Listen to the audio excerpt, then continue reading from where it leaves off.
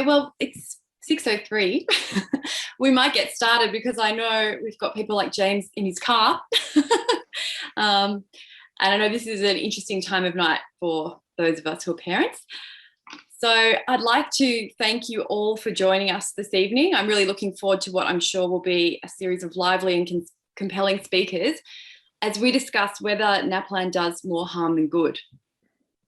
I want to acknowledge that no matter where you are joining us from, in Victoria or around Australia, that we're meeting on the unceded lands of First Nations people that always was and always will be Aboriginal land. I'm joining you from the west of Naarm, Melbourne, land of the Wurundjeri people of the Kulin Nations, where the Woiwurrung language is spoken. I grew up in Canberra on Ngunnawal land, where the Ngunnawal language is spoken. Across the country, there are more than 250 Indigenous languages with more than 800 dialects spoken. And I'm making this point particularly in light of tonight's discussion because we're talking about Naplan, the standardised national assessment program for literacy and numeracy. But right at the outset, I want us to all consider whose standards it is that we're testing with this kind of test. Whose values are we measuring and whose language? I think that these can be unsettling and uncomfortable questions for many of us, but questions that are, I think, of particular importance in a country like Australia, where legacies of colonial violence are embedded in all of our state systems, and particularly the education system. My name's Emily Owens, and I'm a secondary school teacher and education researcher. I've worked primarily in youth carceral settings, and the current focus of my research is the intersection between the education and so-called youth justice system for females. So tonight's meeting is going to run for an hour and it will be divided into three sections. Firstly, we are going to hear from Jane Carro and Dr. Piper Rodd, who will discuss the broad context of Naplan in public schools and some of the public discourse around that. Then we'll move on to hear from members of the school community. We'll hear from James Cumming, Alinta Williams and Stephen Colbert about their experiences of Naplan on the ground. And then Councillor Jorge Herrera will talk a little bit about a parent-focused community campaign to boycott Naplan that's happening at the moment and the kinds of actions that families who disagree with standardised testing can take themselves. We're going to close the meeting with a panel discussion with questions from the audience, but in the interest of time and clarity, instead of opening up the floor to comment during the panel discussion, I'm going to ask you instead to please write any questions that you might have in the chat box for me to compile, and I'll direct those to the panel. So it's enough from me. Our first speaker this evening is Jane Carro, novelist, lecturer, mentor, social commentator, columnist, workshop facilitator, speaker, broadcaster, and award-winning advertising writer.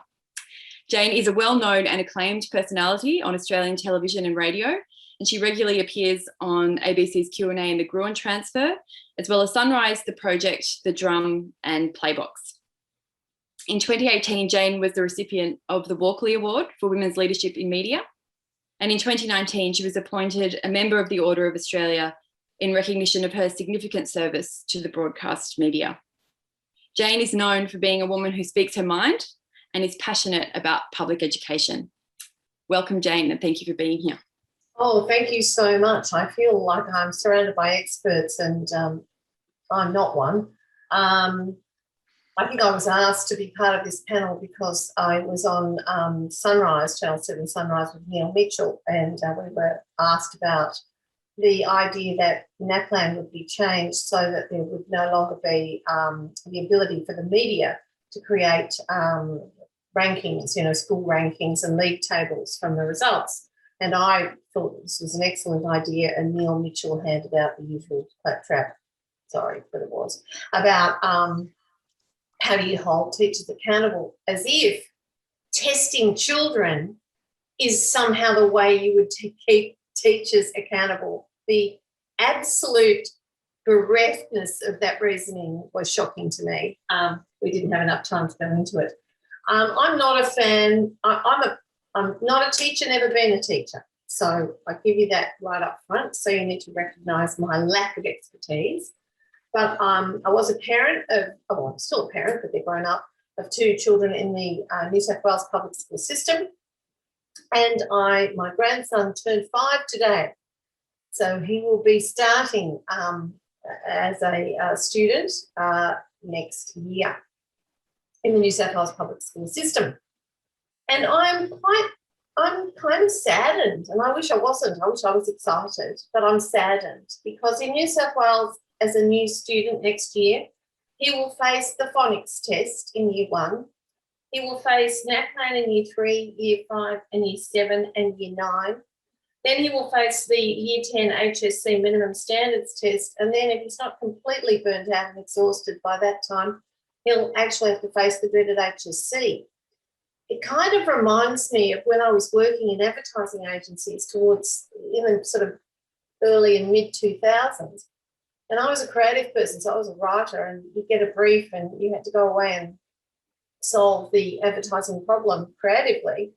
And suddenly, every time I was given a brief, they would say to me, can we have a meeting in an hour to discuss progress? I'd go, well, how have I had any time to make any bloody progress? And when I look at that schedule of tests for particularly little children, I wonder when they actually get some time to learn some stuff in between being trained for a test, various tests. And I absolutely take your point, Emily, in your introduction about, I think, the incipient racism in a lot of these tests. A young teacher I know is currently working to try and get kids through the HSC minimum standards test in year 10. She works in a school with a lot of NESB students, and she says it's absolutely heartbreaking watching these children struggle really, really hard to pass tests that are actually not set for them, because they're not lazy. In fact, they're really hardworking. They're trying their hearts out, but they don't have the same capital in the English language that native Australian and native English speakers have. And so they're set up to fail because the test is, she says, brutal in terms of, you can write really quite complicated concepts, have really good ideas, but if your basic English sentence structure and grammar, etc., is not up to it, you won't pass. She has some of these kids doing these tests 9 times, failing every time. This is heartbreaking. In the end, they don't get their HSC if they don't pass the bloody thing. I can't, and, from a purely looking at the big picture, which I've done on education for probably 20 years. I got really active back in 2000 when John Howard changed the way that schools were funded, changed the way that schools could be set up, and I felt completely and very destructively warped the Australian education system by turning public education sort of into the poor relative. And I got on a steep learning curve and I found out a lot about it, but I've always observed it from a big picture perspective. And it just strikes me that we've never had more standardised tests, but in terms of actual outcomes and actual, if you to look at another standardised test, OECD and PISA rankings, we're slipping backwards. These tests are not actually achieving what they were supposed to achieve. And I think they end up with pigeonholing children from a very early age as to whether they are good students or bad students. And I look at my little grandson, we're a little bit atypical. His wish for his 5th birthday was to be taken to the nail salon and get his nails done. He had sparkly blue, it's fabulous. But he was getting a bit bored, so he had his mother's phone. And he was absorbing, can't read yet, but it was a program about pandas. And he was telling us all about how many, kilos of bamboo a panda has to eat every day just from absorbing this video. He's hungry to learn, like all 5-year-olds. They want to absorb things, but they want to do it because it's fun and it's interesting and they need to know, not because they've got to pass a standardised test so that their teachers can be held accountable and, blamed if the kids don't live up to a certain standard. I'll finish on this. It's just a little anecdote that stuck with me for a really long time. Many years ago, I appeared on a program that used to be on Sky News. David Spears was the host. It was called The Nation. They never ask me on Sky anymore. God knows why. And I was on it with Arthur Sedonis and Peter Harcher and some guy whose name I can't remember, Gary Puncher, his name was. And we got into a discussion about education. And, you know, they were talking about how do you measure schools? And we were talking about Naplan kind of testing and that kind of thing. And Peter Harcher said, oh, well, you know, you can't do that because schools that have got concentrations of kids from low SES backgrounds, you know, they don't do as well as schools with high SES backgrounds. He was right as far as that went. So they said, oh, he said value add is the way to go. And I said, oh, you'll never get the value add thing through the private schools because they don't add any because they get the kids from a really high base. It's like the selective schools. They don't like value add as a method of measuring growth because you know, if you get kids who have got lots of social capital and have worked really hard, it's really hard to add value to them. They're already excellent. This is the problem. And they went, and they said, oh, battling about how do you measure kids and hold teachers accountable, which apparently is the central plank of the education system. And I said, well, you know, my daughter's just been going through a major depression in her last year in high school, my youngest daughter. And I don't expect her to do very well in the HSC, but I'm thrilled with her school, which has managed to hold her in school, get her through and get her to actually face up to the exam. And she's missed some of her assessment tasks. She's not doing very well. But what you're saying with your accountable regimes is that the teachers who held her to school should be punished. They should lose salary or they should get marked down or something should happen to them because she went to OC in primary school and now at the end of high school in her HSC she's going to do badly. And, oh, you look at that and you go, well, her teachers just failed. Actually, no, they succeeded because she was depressed, and so they held her to education. And these three, you know, highly admired, erudite men who clearly thought they were vastly superior to me in every way, probably were, but they obviously thought it as well, turned to me and said, oh, my God, it's like wrestling with a pillar of smoke. And I said, I know, human children are like that. They're not widgets. They don't fit your graphs. What are you going to do?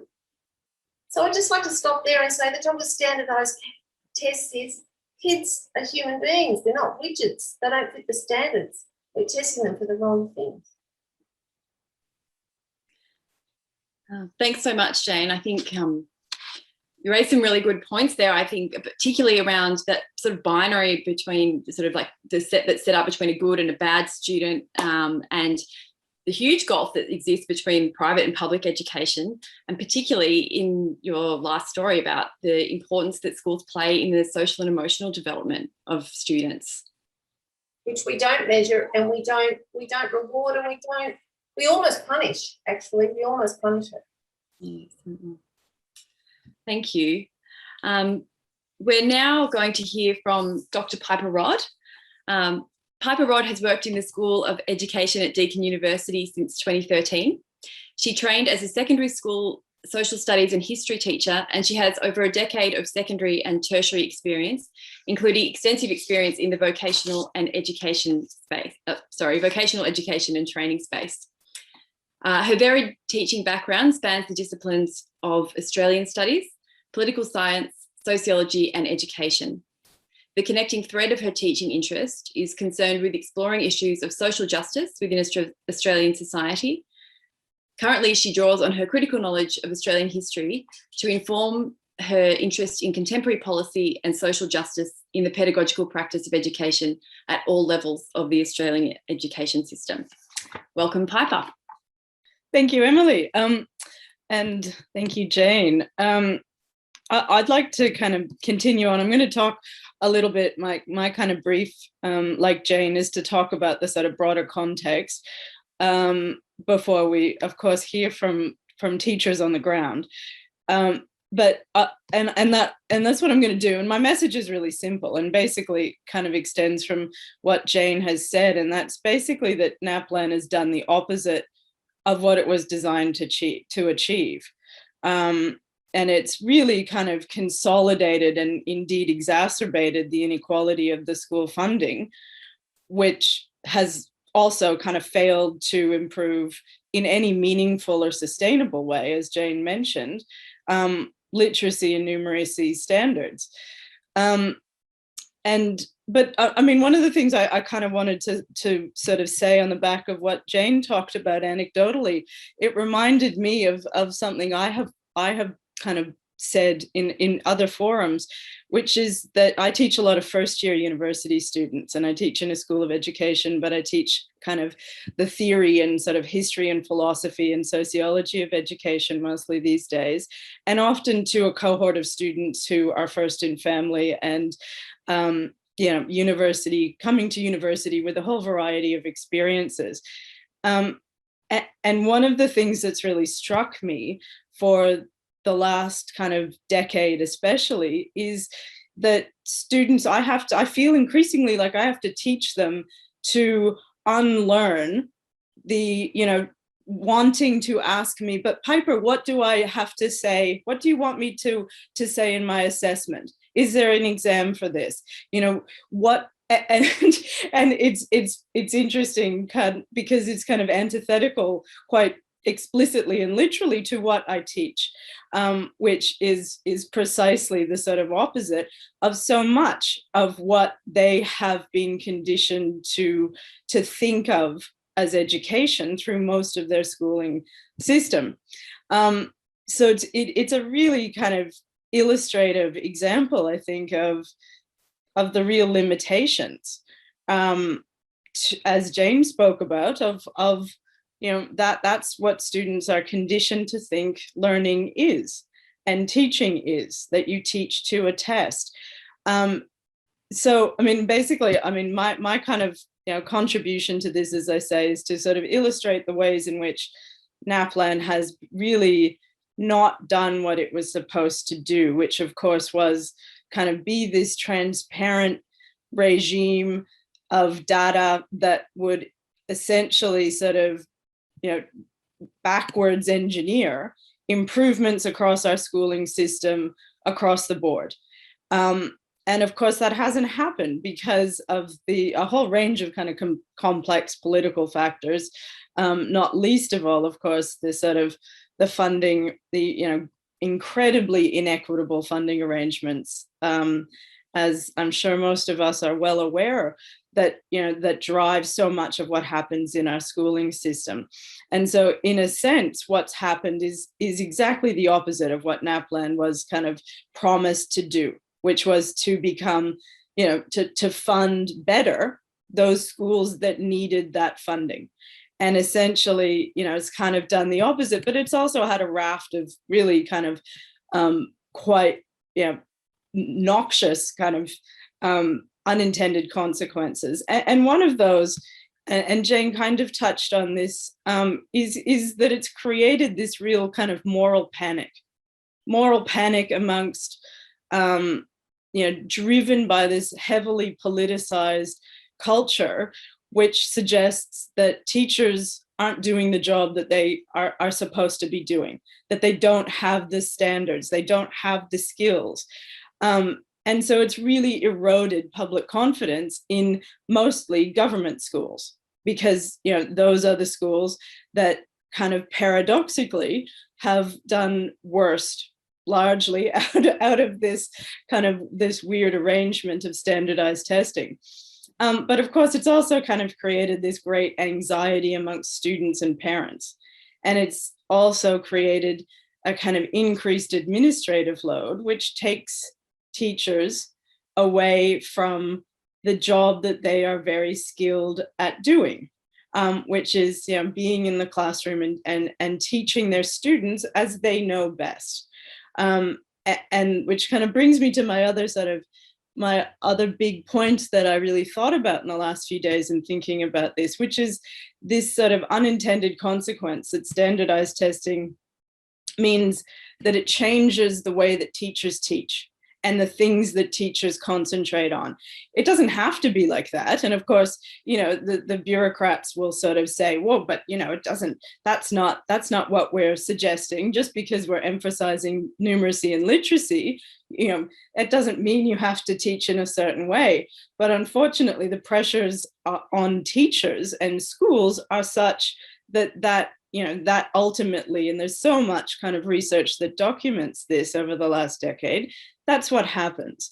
And it means that, you get this kind of singular focus that means everybody asks about numeracy and literacy, and you become kind of indoctrinated into this, acculturated into this system where rote learning and teaching to the test becomes the main the main kind of game for teachers and schools and students and parents. So, it's exactly the opposite pedagogically of the sort of teaching and the sort of kind of broad-based holistic kind of curriculum focus that so much research tells us that our kids need increasingly: creative skills, analytical skills, problem solving, group work, all of that, which is, the sort of best practice, engaged, inquiry-based learning that kids love and teachers, are skilled at doing. And so, it's created this totally paradoxical kind of effect that, as Jane sort of talked about, really, it's really frightening to think that I worry that by the time kids get through primary school, they'll have the love of learning knocked out of them. And what's the point of education if not believing that learning is fun and a natural kind of everyday process, rather than something that, is something that you have to be, drilled in for a very specific purpose, that, it becomes, the sole focus of everything. Yeah. I think I had lots of other things to say. I made lots of notes, but I think that's kind of my main point. Yeah. Thank you.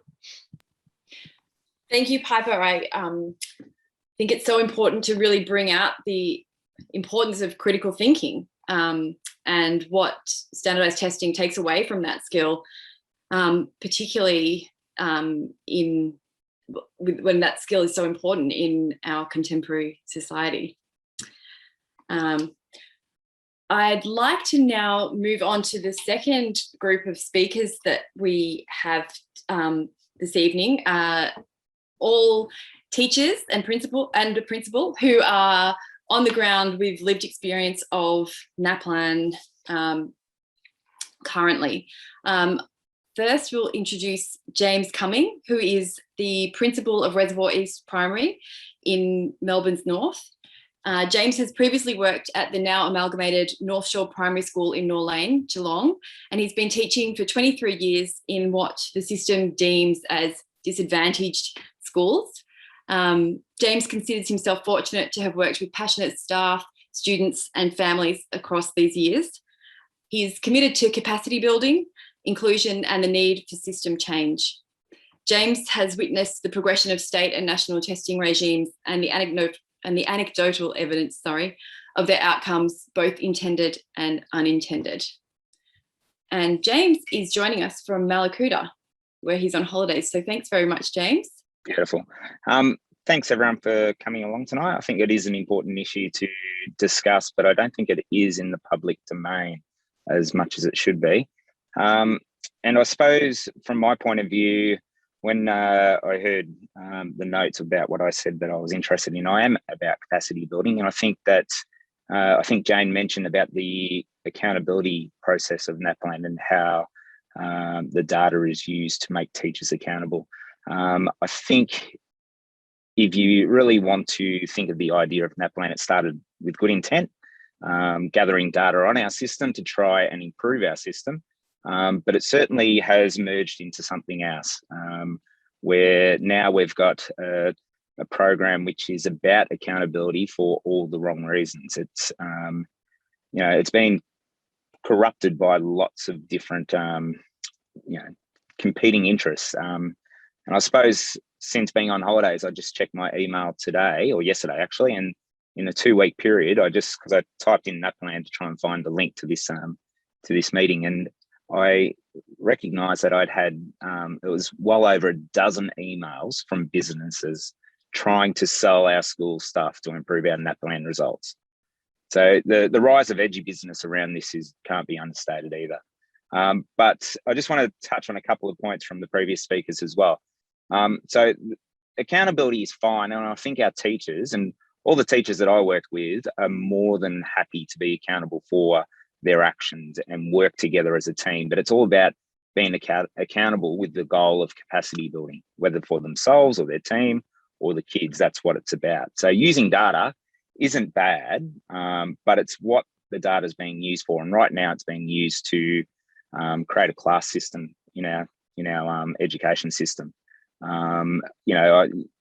I drive to school a certain way, and I drive past it is a private school, but public schools do it too. But they advertise their results on Naplan, how many kids are in the top band of Naplan and percentage wise and things like that. Now, a school that I work in, which I absolutely adore, we've got under 200 kids, but a quarter identify as Aboriginal or Torres Strait Islanders. We've got 4 times the average of students with disabilities in the school. So we're a very inclusive school, but we'd be classified on the high end of social disadvantage. And with that comes, as a lot of you may know, the disadvantage of language as well. So a lot of our kids start behind the 8 ball when it comes to speech and language. So for me, I see a program like Naplan being rolled out, and I cannot think of a child who has ever tested low at grade 3 testing, not testing low in grade 5, not testing low in year 7, not testing low in year 9. So those types of things, Naplan in itself is testing but not helping. It's never led to a child getting intervention in the areas that they need. Now, sorry, Jane, I really love you, but I'm going to argue about the phonics test at year 1, because if they scrapped Naplan and made every child sit the phonics screening test to identify their phonics needs, because there's a direct link with the kids not grasping their phonics knowledge in those prep 1-2 area to their results later on for literacy. So I say that something like that, if governments were investing into not just the testing, but the resourcing, things like putting a speech pathologist in every school to work in the early years alongside teachers, that would be a much better use of public money in getting the kids the start that they need. And I certainly do agree with Pipo about the fact that we're sort of eradicating the joy of learning. And I think that, reading is there to help kids learn, not as a byproduct, not as the end result. And you've got to help the kids to read so that they can be inquisitive about their world and be able to work together to solve complex problems. These are things that Naplan certainly don't address. From my point of view as a principal, and I don't want to sort of sound preachy, but I work with probably the best staff that I've ever come across. And I don't think that I've ever got out the Naplan results and gone through them with staff, because I just don't rate the fact that, one, the data is used in a public way to shame not only the schools and districts but it also shames kids. So, from a personal point of view, my daughter came home after receiving a really bad assessment on her writing in Naplan and, in grade 3, and she said, "I'm dumb," and it just broke my heart as a parent. So that sort of response is, not unique. It would be happening everywhere.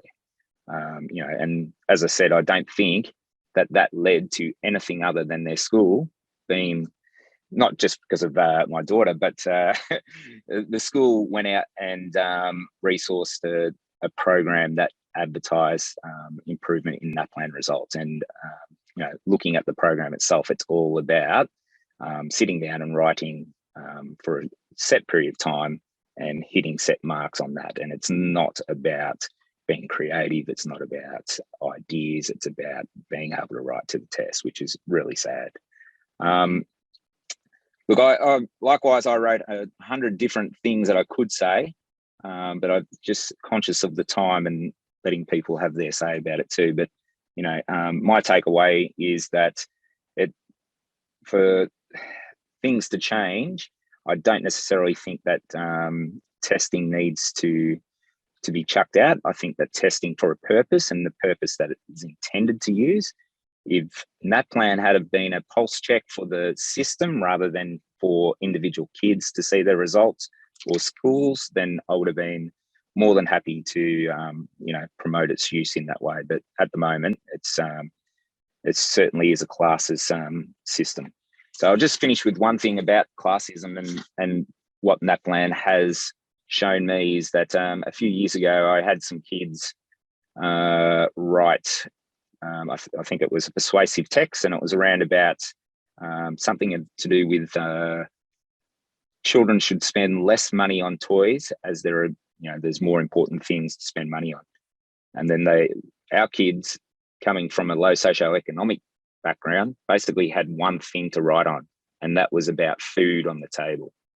So if you've only got one idea in a persuasive text, you're going to be marked down straight off the bat. So it's just another example of the validity of this assessment. It makes affluent schools feel good about themselves, I suppose, but it certainly does not hold any weight in anything that we do at our school. Is that okay? Fantastic. Thank you, James. I'd like to thank you for raising another issue that isn't spoken about that much, and that's class in Australia. So thank you. I also enjoyed your points around data and the kind of data that teachers need to use, because it's not as if teachers go into their classrooms without data, just the kind of data that we're gathering. And I suppose if I was to add one more point, if you look at the incarceration rates in Australia and who is incarcerated, and you actually did a speech and language assessment on them, it would almost be 99% having speech and language issues. Yet it is undiagnosed and certainly not addressed early enough in people's lives. Certainly. Thank you, James. I'd now like to introduce Alinta Iddles-Williams, who is a passionate educator who has been teaching in public primary schools across Australia for more than a decade. Alinta is a proud Ngunnawal, Ngambri and Wiradjuri woman, a dedicated union member, committed advocate for social justice, and mother of 2 primary school aged children. Alinta is currently studying for her Masters of Education at Melbourne University, while also teaching prep at Reservoir East Primary School, where she is a member of the leadership team. Welcome, Alinta. Thank you, Emily, and thank you to Jane and Piper and James. I feel very lucky to have my own principal here and to be able to follow on from what he spoke about. So very well supported there. Thanks, James. I suppose a lot of the things have been touched on that I will speak about already, but I guess I'll speak from a point of a teacher in a primary school setting. So as Emily said, I've been teaching for a while, and I've taught in ACT, New South Wales and Victoria. And really I have been fortunate enough to have experience in schools that I work in where Naplan hasn't had much weight. However, despite this, I still have seen adverse effects on teaching and learning and on individual students. of course, we see teachers teaching to a test, and standardized testing, as a tool is flawed in schools because it's just a snapshot of one moment in one day. It doesn't take into account what students, what background knowledge they have, where they've come from, what sort of day they've had, what weekend they've had, what's going on for them. And of course, that can affect the outcome and their scores. It doesn't take into account the individual student needs and background in that snapshot. I think it makes teachers bad teachers in that it diminishes that joy of learning for students. It teachers talk of being stressed around the testing. Parents say the same thing, that their children are stressed. Like I said, teachers teach the test rather than to the student.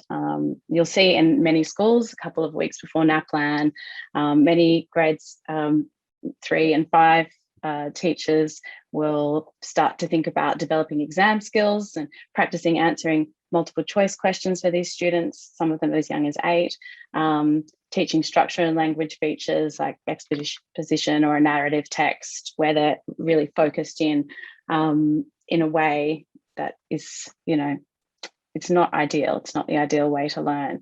So teachers are feeling like they must simulate sort of this exam environment and have this space that can be really stressful for them and for students. And I think this has been touched on a couple of times, but sort of that creativity in the classroom is really diminished, and that level of engagement for students, because that sort of really narrow vision in the Naplan testing of literacy and numeracy, and writing, it's sort of, they're used to collaborative learning in a grade 3 classroom. They're used to problem solving, discovery, within groups, talking to each other, finding out things from each other and from their teacher. And that's just not, the way that the tests work. It's not measuring that engagement or creativity in classroom. It also, one other thing it does, it sort of says that mistakes are bad, and what a shame to teach that to kids, that that's something that as human beings we make, as learners we make. And I think Em talked about being critical thinkers, and something that critical thinkers and problem solvers need to do. We need to make mistakes so that we can learn from them. I think certainly the classism is a really huge one for me that I see and worry about in schools, because of course it's not inclusive of all students. It privileges certain knowledges. And for example, I had a student who came from WA last year, and he had plenty of knowledge about going out with his family on country, finding animals, finding food, looking after his younger siblings and cousins. In a classroom setting, I could make a classroom work for him, but thinking about him having to take on a Naplan test or anything like that, he's just doomed to fail, because that is just not made for him in any way. So, such a bright kid with so much potential as a leader, put the test in front of him and bam, he's a failure. And, we don't want kids coming home like, James's child did, that's saying that they're dumb because a test has told them that they are. So, let alone it being a huge waste of money and resources for little result. Putting the pressure on every student, teacher and principal to perform, whereas thinking about, like James mentioned, having speech therapists there, having counsellors in schools focus on well-being, and really it just discounts what the teachers are, what I would like to think of ourselves as being when we're in the classroom, which is knowing our students, having relationships with our students, knowing where they are, knowing how to test them, knowing what suits them and what their needs are. And, the results being published of Naplan testing is just throwing them under the bus, and all of that hard work of what teachers you really can do in classrooms is just, truly diminished by the time you start looking at online, seeing, signs with Naplan results on teachers and students and their learning. So also as a parent, my son, he's now in grade 4, so he was supposed to do it last year, so that was great. We didn't have an Naplan last year. Sorry, I know it was a terrible time with COVID, but I was so pleased that he didn't have to go through that. And I was talking to him about it today, and he's sort of just adamant, like, that's just not something I'm doing. My friends don't want to do it. One of his friends is going through it through preparation for the testing at the moment because it's coming up. And, he said, it was torture, Mum. He said it was torture. So all very dramatic. But, in his world and in his space, that's what they're feeling as young kids, that there's nothing of value. So yes, I think that's all I wanted to talk about. I can't think of anything else. Perhaps people have some questions for me a bit later, but thank you. That's it. Thanks so much, Alinta. Thanks particularly for bringing out the kind of stress that it puts on teachers and the really disorienting effects that it has on classrooms that should be creative places that all of a sudden are flipped into these kinds of really regimented areas. And I think as well, your point about the privileging of different kinds of knowledge is a really, really important one that I just want to keep in the front of everybody's minds.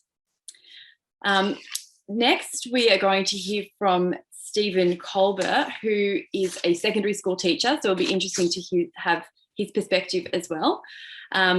Stephen Colbert is a proud public school teacher who has been teaching English, history, and English as an additional language for 10 years.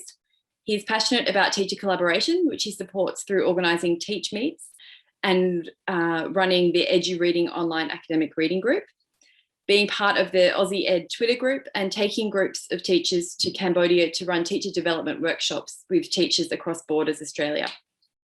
Stephen is especially interested in the future of education and the role for democracy within emerging technological futures.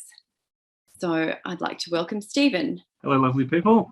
Firstly, it's just good to see lots of names. I know lots of clever people here for starters. So I'm glad that we're all joined here to discuss, as someone's already said, a topic that isn't really in the dominant discussion for whatever reason. For me personally, I think the main impact as a relatively empowered teacher, the main impact I see of Naplan on education is driving a wedge between parents and teachers. And so quite often it'll be something like a report night. I'll say blah, blah, blah, blah, blah. Here's what I've noticed about your student. Here's what I noticed about their interactions socially, their work progress, their pathways, how I think they're going. And then, I'll have a Naplan sleeve slapped on the desk in front of me. And I have to justify, firstly, my expertise, and secondly, the disconnect between the two things. And a lot of the differences, of course, comes from the fact that I've been teaching their children for hundreds of hours plus, whereas they did this test for 3 hours. I know it's been discussed already that no good has come of this, but I think at least very recently it's worth commenting on the fact that in Victoria, at least, the middle years literacy and numeracy and the tutoring program all probably wouldn't exist without Naplan existing, and they're sort of the way that students have been recognised as falling behind, to use nomenclature that I don't fully agree with, but I think it's worth mentioning that. But crucially, this year we didn't have Naplan, and so of course the students still received support because, believe it or not, the teachers in a school know the students in the school. And so what we did is we spoke to one another, and people said this student needs help, and then we helped that student. So it's a crazy possibility. I know, bear with, keep up with me. It's a possibility. You can do it without looking at big data. Basically, if you look at the Naplan review that came out end of last year, they set out 5 goals for Naplan. They're massive, like it's system accountability, school accountability, student accountability, teacher accountability, and on it goes. I just don't think that the test that we have is fit for that purpose, and I don't think any test could actually be fit for that purpose, to serve so many masters and to do so many things at once. people have spoken. My school hasn't been mentioned yet, but to me, my school is something that needs to be addressed. Earlier, I think 2 weeks ago, it was in the news that my school had been changed and all these things seem to be happening. But I think that was an erroneous report. I found a mention by a Carro basically saying we don't know where that came from and that's not right. So my hopes were dashed in that respect. Me personally, we know that we have TIMSS, Pearls, PISA. We have international tests that tell us amazingly detailed things about our education system. Do we really need Naplan to then audit every single student in Australia to tell us things that we already know? Everyone would remember Julia Gillard came out and said we're going to be, top of PISA, top 10 maybe, or maybe that's Alan Tudge. I'm getting mixed up. It's history certainly repeats itself when it comes to ministerial statements on education. But for some reason, PISA has become the thing. And then whether you want to replace it with Naplan, it seems like there's two tests serving a very similar purpose. If it was up to me, basically we would either take the data out of the hands of teachers and parents. Maybe principals like James could look at it because they know what the data can and cannot do. System level could look at it, but ideally it would be a sample test, which means it wouldn't be the test that stops the nation as it is now. And I mean, year 3, year 5, year 7, year 9, if you think about it, okay, well, we've got Naplan data for year 7. Whose responsibility is that? Is that the primary school, in which case they don't receive the data? Is it the high school, in which case they've only taught the students for a couple of months? And year 9 is always a massive dip, so the review suggested a change to year 10. I mean, there's a whole bunch of moving pieces that are just quite odd, and to me suggest that it's no longer serving the purpose that 13 years ago it was set out to do. And finally, I think the shift to online is a proposal that's already in progress.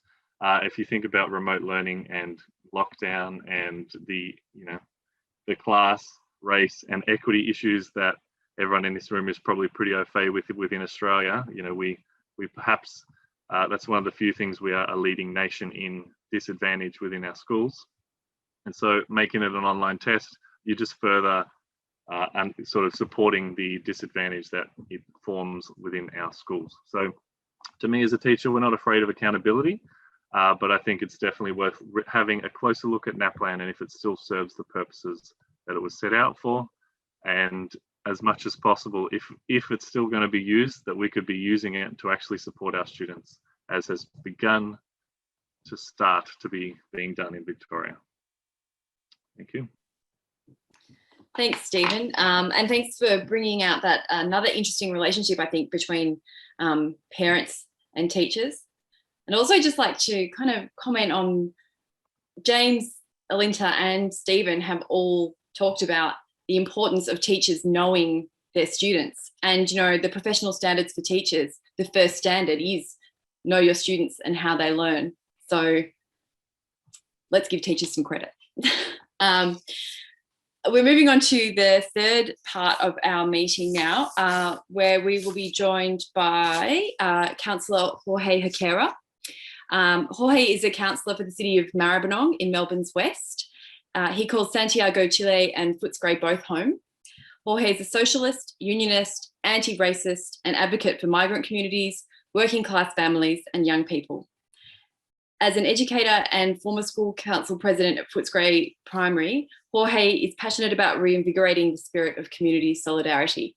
And I would like to welcome him this evening. Look, first of all, I'd like to thank all the speakers. I mean, it's been really, for me, a really fantastic panel and conversation. God, where to start? I wanted to reflect a little bit on some of the comments made by some of the other speakers, because I think they all tie together very neatly in my mind and in my experience. You would think that after probably, almost a couple of decades of turning the screws of standardised testing, and if you were to believe the propaganda of the John Hattie School of Falsification, you would think that we had been able to breed a couple of generations of intellectual giants, maybe a few generations, rather than the too often anxiety-ridden and overdiagnosed generations of kids, or children and young people that we've seen in the last decade or two in the schooling system. I think really to understand Naplan and its significance in education, it has to be placed in what's been really at least 2, probably 3 decades of neoliberal reforms in education, where Australia has actually been quite a sort of a global leader, as it has been in neoliberal policy in general. But and sadly, that's mostly for the bad. And really, I think, I mean, without sort of a whole thesis on this, because everyone's already said the key points, I think, I would bring it down to one simple point. Essentially, what's happened to our schooling is we've turned it into an exercise in process learning. So kids and young people and university students, as Piper spoke about too, and I'll come to that in a sec, are basically taught or become versed in knowing the how and the what, a little bit of the what, mostly the how, but virtually nothing of the why.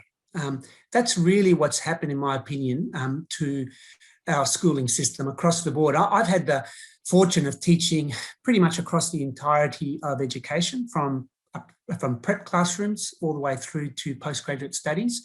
And the continuity exactly of what Jane and Piper spoke about, the fact that you see that basically disabled learner, in effect, disabled intellectually throughout every part of the schooling and university system is quite depressing. It's one of the things that led me to be honest, to give up on teaching at a university level. I just more and more was coming across undergraduates where the directly proportional relationship was the higher your score in school, the better you were at jumping hoops, but the worse you were at thinking about anything in any sort of critical sense of the word. Now, that's an exaggeration on my part, but it's essentially summed up a lot of what I experienced throughout the school system. It relates to what a number of people have talked about, and the inequity. Whether we use the word class or not doesn't really matter. The inequity that has been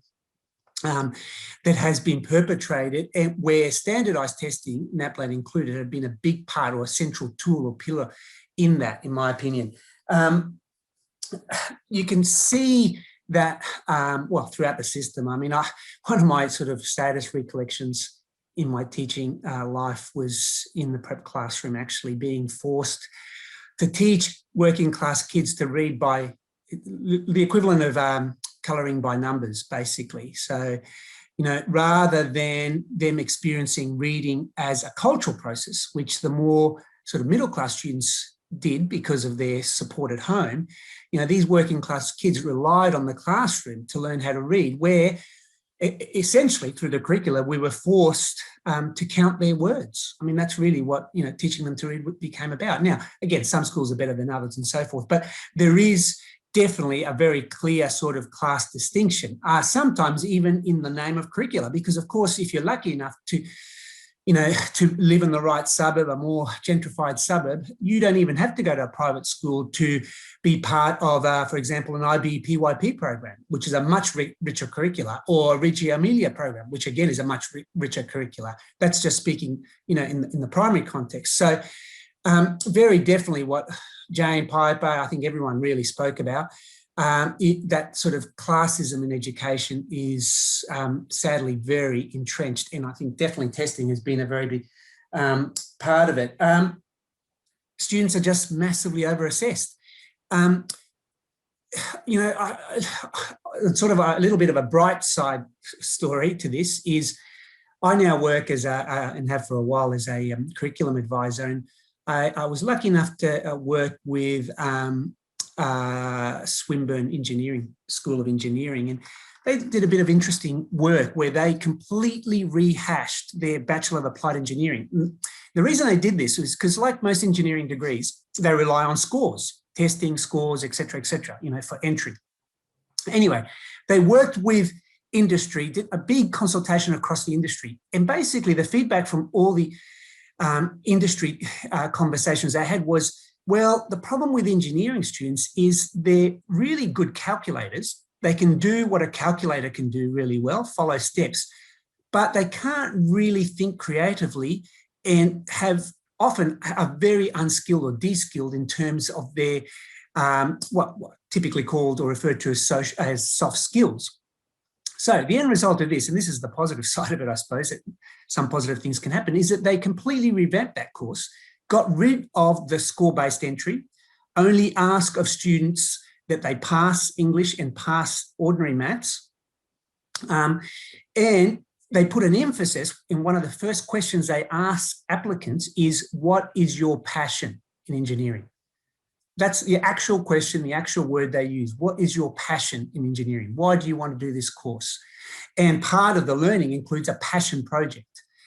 Little good things like that can happen. More importantly, they're indicative of how wrong we've gone in the schooling system. So much so that even a lot of industry, from the point of view of high-skilled labour, sees this. And this is why, of course, the classism in education is becoming more and more exaggerated across the board, including at universities. If you go to, I was talking to one academic at that same school who made the point to me that, he'd spent a bit of time at Cornell University, an elite, obviously one of the elite universities in the world, very different to the average factory university in Australia. It's like being in a university in Australia 50 years ago. As he pointed out, professors spend time one-on-one. They have time to work with their students one-on-one. They have tutorials of 10 people in their own room, etc. So the same thing repeated throughout the education system. Anyway, I could go on because I get pretty passionate about this, having worked throughout the education world and still working there. And I think that definitely, something needs to be done. I think the moment is coming when things will happen. I don't necessarily think, though, if people like ourselves don't play a part, that all the changes will be good, because I think a lot of the changes that will happen in the first instance is a further deepening of this classism, because as the elite elements of education realise that even from their point of view, this sort of highly over-tested, over-assessed system does them no good, I think certain things will open up. They already are in some schools, but not for the great majorities unless there is much more work done by people like ourselves to make these points about equity in education. Finally, this is what I was asked to speak about. People have been campaigning against Naplan for a long time. It's never really reached it's never been a big chorus. My first recollection of it was as school council president of Footscray Primary School here, or probably about, 8-10 years ago, when we moved a motion that was actually passed unanimously, including by all the staff reps, in support of the threatened national boycott of Naplan. I think it was 2008, I can't remember, by the AU federal. They, not surprisingly, pulled that in the last minute. But the fact that we were able to go through the conversation had a big impact. So many, well, not so many, 90% of parents, especially, of course, working class parents who don't have the time often or the information at hand, just have no idea that their kids don't have to do Naplan. Our two kids never did Naplan, not once throughout. They're finished school now, but or almost one, got it last year, never did. We never even made a big fuss of it. I think I remember most times signing some little scrap of paper saying, no, they're not doing it. And that was about it. Officially, you've got to do a little bit more than that. But the reality is that itself is a demonstration of how class-based this is and what a difference, as Jane said, cultural and social capital makes to a family in their experience of education. The bulk of the people that we would meet year in, year out who were boycotting Naplan were well-informed middle-class people. That's basically the long and the short of it. The same people, sadly, who often boycotted the voluntary fees because likewise, if you're informed, you know that you don't have to pay those voluntary payments, in your school. But sadly, the poorer families, often not informed, were the ones paying them. Same thing in Naplan testing.